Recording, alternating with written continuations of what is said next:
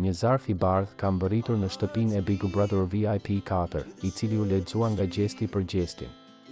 Gjesti pas kërkesës për një darkë me Eglin, vëllai I madh ju njofton se është momenti të shkoni në suite ku ju pret një darkë e organizuar për ju, lexoi Gjesti, ndërkohë që Egli u habit nga kjo gjë, por nuk bëri ndonjë reagim konkret, pasi Gjesti lexoi zarfin.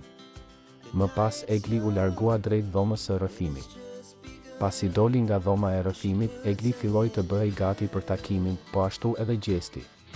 Takimi ka nisur me tone të qeta, ndërkohë që të dy banorët kanë bërë biseda rreth marrëdhënies së tyre dhe asaj çfarë ka ndodhur përpara se Egli të largohej nga shtëpia.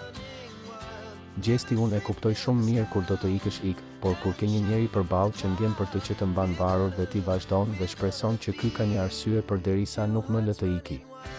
Sa herë unë kam dashur që të iki më ke thënë mos ja bëj vetes këtë gjë se ti ndjen diçka për mua.